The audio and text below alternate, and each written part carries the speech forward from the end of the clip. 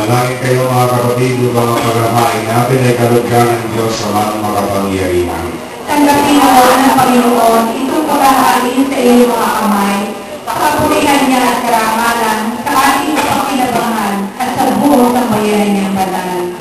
Ama naming lumikha, ang mga alay namin ay iyong tanggapin upang ang paghahain ay ikapagpapatawad ng mga kasalanan ay mapakinabangan namin.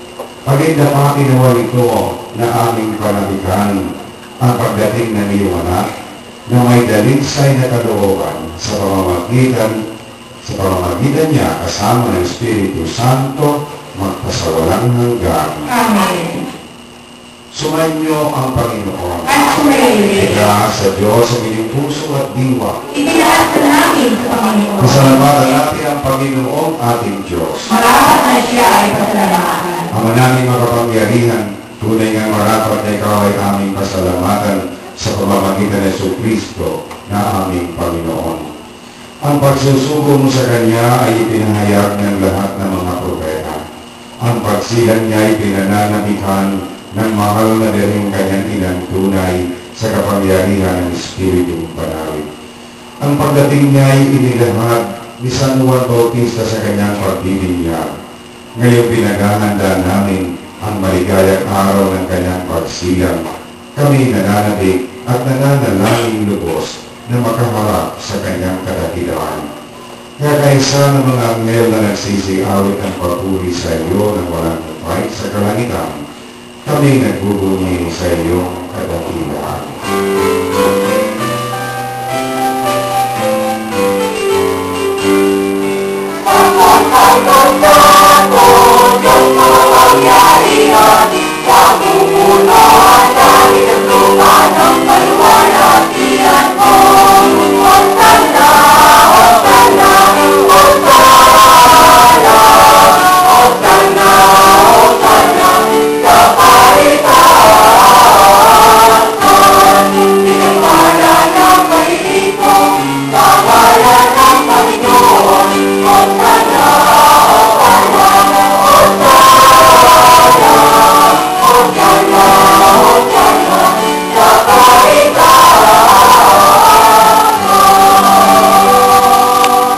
Kaya't sa pamamagitan ng iyong Espiritu, gawin mong banal ang mga kaloob na ito upang para sa amin maging katawan at tugon ng aming Panginoong Jesucristo. Bago niya pinatiis ang kusang loob na maging handog, hinawakan niya ang tinapay. Pinasalamatan kaniya, pinaghati-hati niya iyon, iniabot sa kanyang mga alagad at sinabi, tanggapin ninyong lahat ito at kanin. Ito ang aking katawan na ihahandog para sa inyo.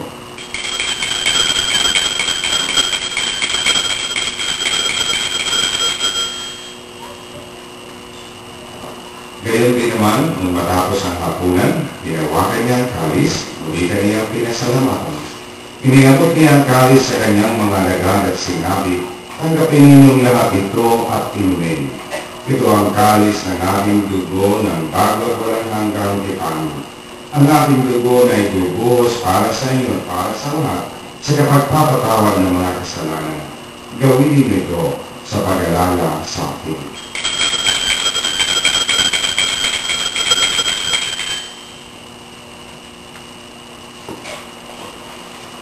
Ipagbunyi natin ang misteryo ng pananampalataya.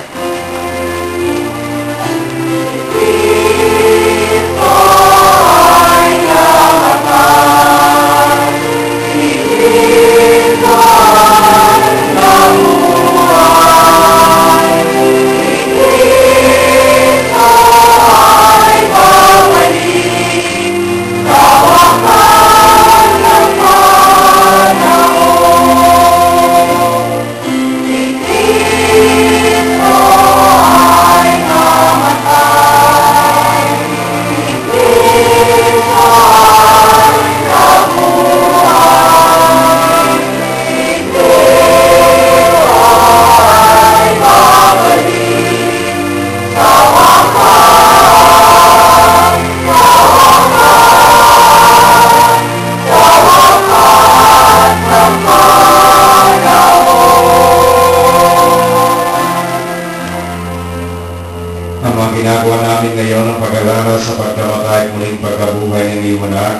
Kaya inialay namin sa iyong tinapay na nagbibigay buhay at ang kalis na nagkakaloob ng kaligtasan.